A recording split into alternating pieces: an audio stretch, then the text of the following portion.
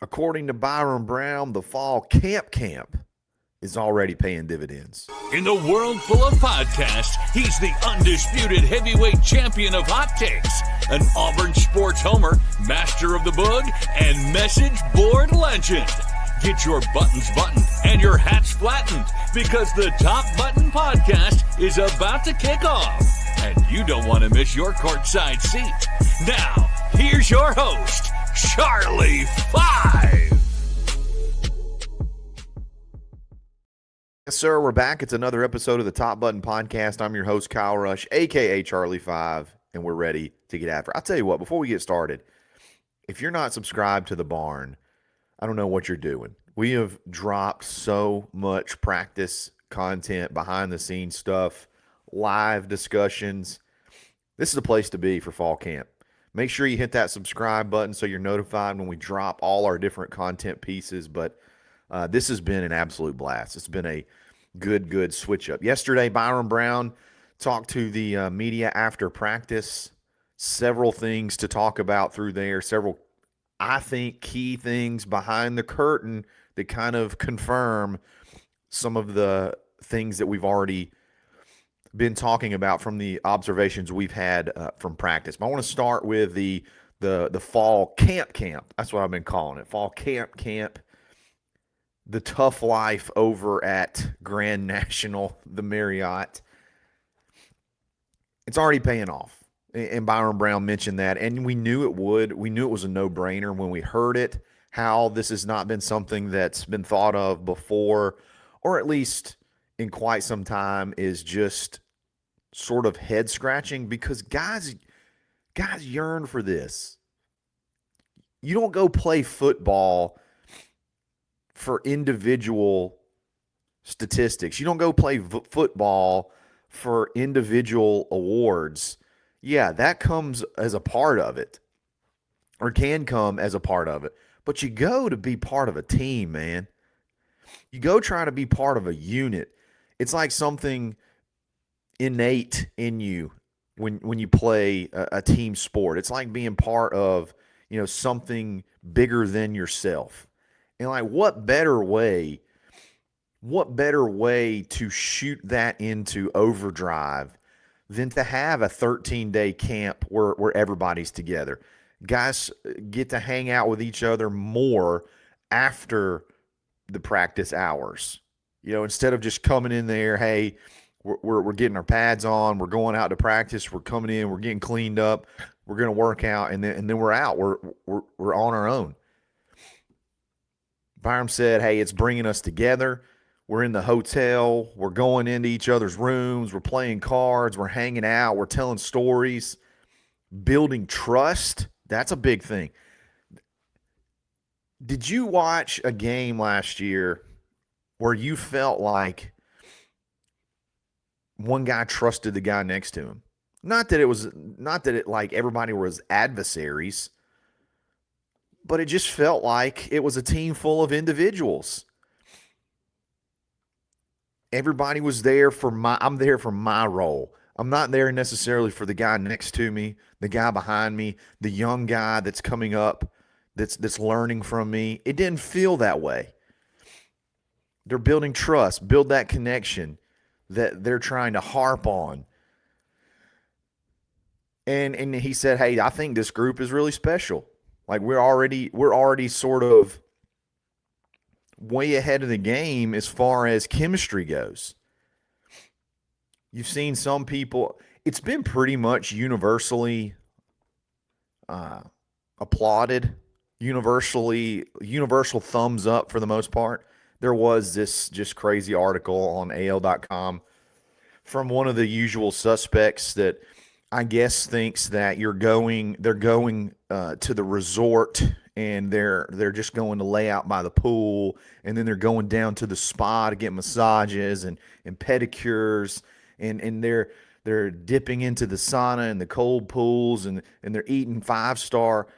I guess that's what he thinks is going on. It's nothing more than a location that they're staying at night because they're in the complex pretty much all daggum day.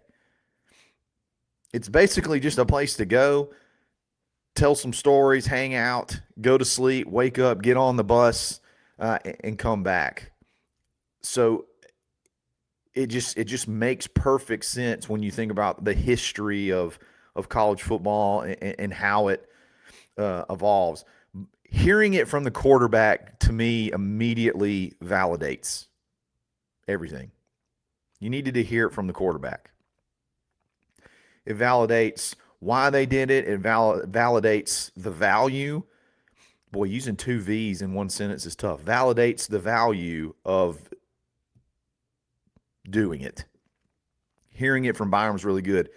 And it shows that the chemistry piece of it, the camaraderie piece of it that they're trying to, achieve ain't just coming from the coaches. It ain't just coach speak.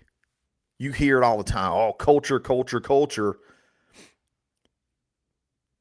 And trust and all these catchphrase words. Like you hear those, you've heard those hot topic words, but it's one thing to hear it, and it's another thing to kind of see it in action.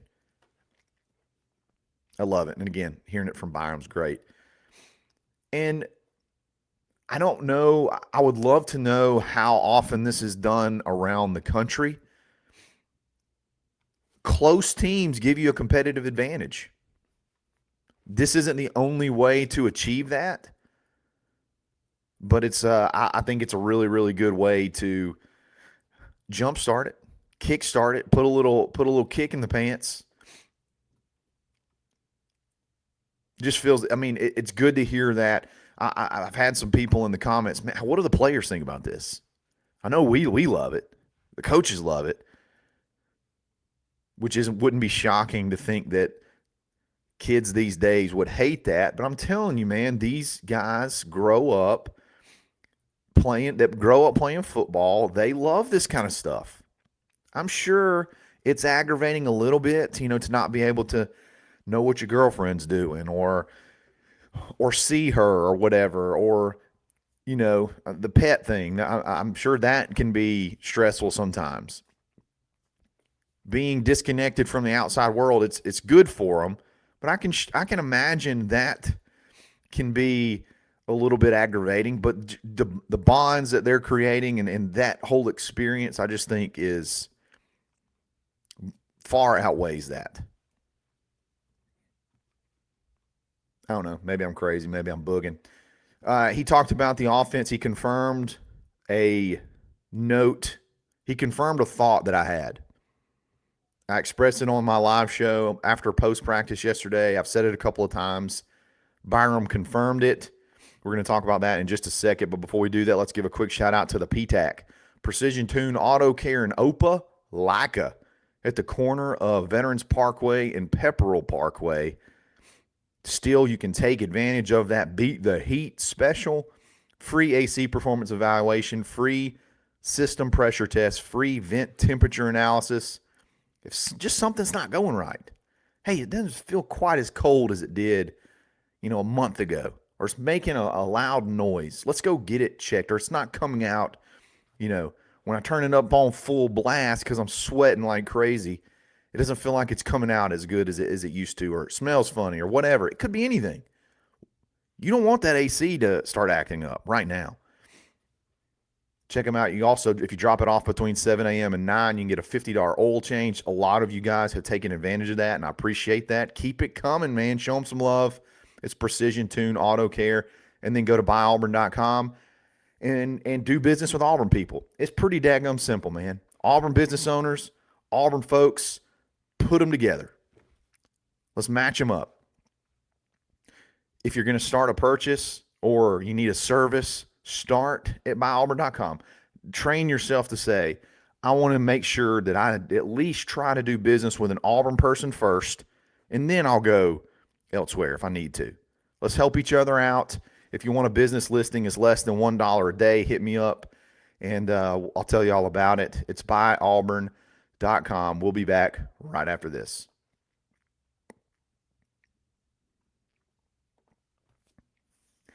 I can't remember exactly when I first expressed this. I don't know if it's a question on Afternoon Delight or whatever, but usually in fall camp, there's a lot of experimenting.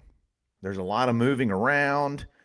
There's a lot of, we got to try to find the best insert whatever at what position. We got to find the best 5 receivers. We got to find the best rotation of running backs. We got to find the right combination of offensive linemen. That's what you hear at like 99% of fall camps. And I said that I think they're well beyond the experiment phase. It feels like that's already been done. They're coming out and they already know, at least from a personnel standpoint, who they are. And we are starting fall camp as if we're like, could be kind of like preparation for a game week. You got the wide receiver rotation already figured out, and it's a big change, but it's been consistent. So they've already made their mind up, it feels like. You hear Byrum talk about the offense being way ahead of schedule. We came into fall camp ready to roll. First day and today was really good. Talking about day 1 and 2. From spring practice 1 to fall practice 1, it's a huge difference. Everyone's already seemingly on the same page. Those are all quotes from your quarterback, kind of confirming, at least from a personnel standpoint, we got a pretty good idea of who we are already. Which to me, when we go through that schedule and we start walking through that schedule and you go team by team and you start talking about, you hear people talking about how Auburn could potentially have an advantage even in year 1 with continuity. This is what they're talking about.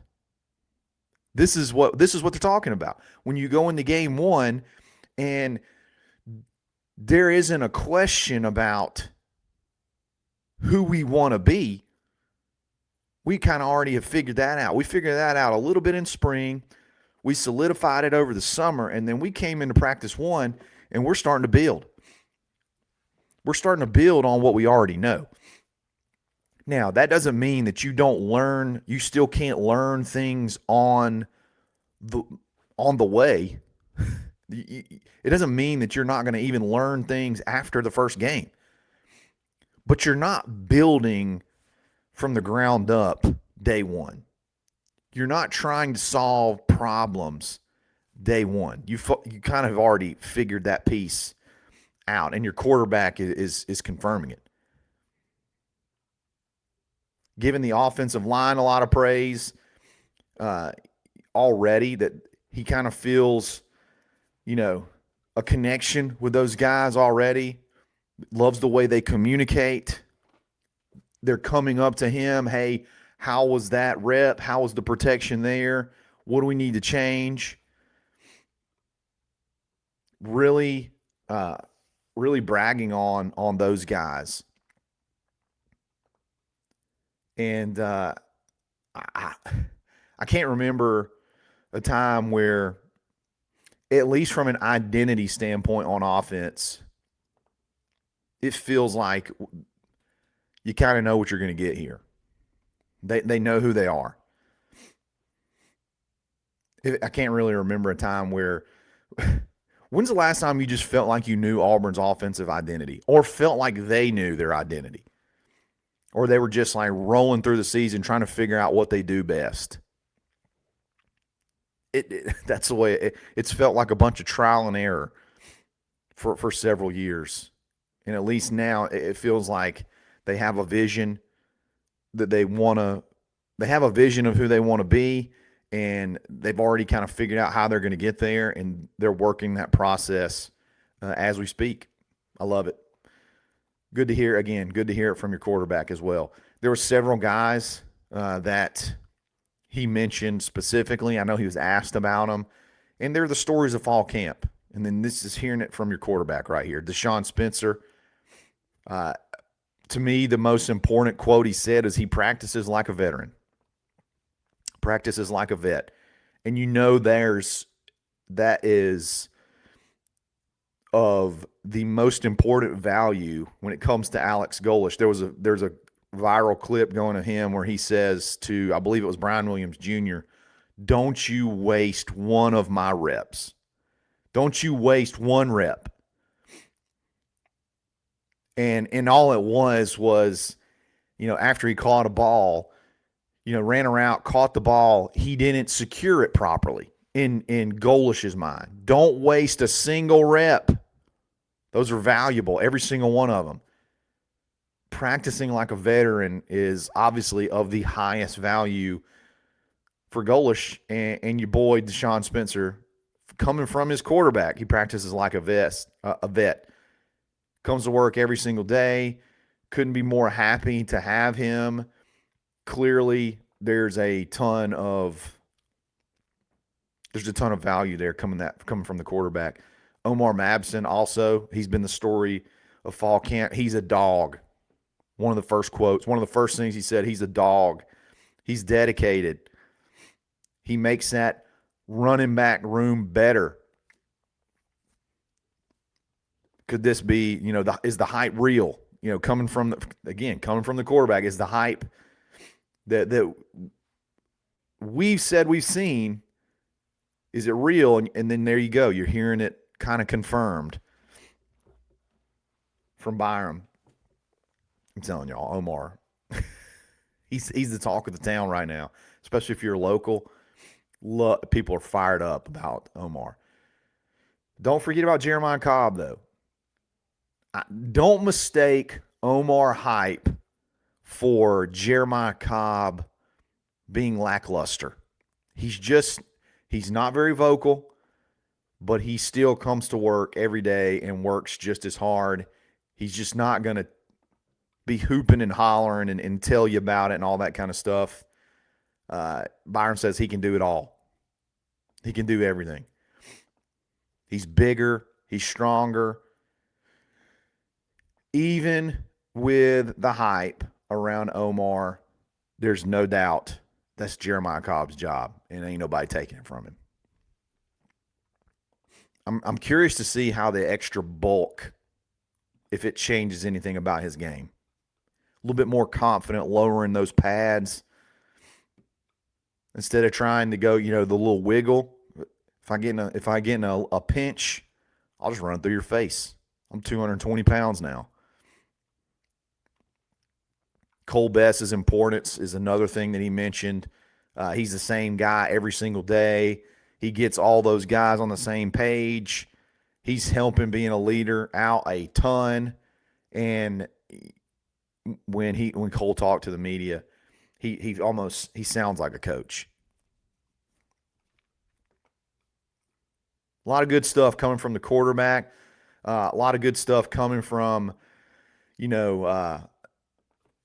Byrum talking about the players, talking about where they are in camp right now, where they are as an offense. All good stuff. Let me know what you think. What was your favorite thing that he said? And then we got practice again on Saturday. No practice today. They're doing a walkthrough today. Full pads tomorrow. I'm curious to see what we get to see. Because it's going to be, I'm sure it's going to be intense. Putting on pads for the first time is always exciting. And they'll be popping, I'm sure. Guys, thank y'all for listening. Great week. And we're going to keep it rolling. Make sure you like, make sure you subscribe, and we'll talk again soon. It's another episode of the Top Button Podcast. Stay buttoned. Thanks for listening, and drive home safely.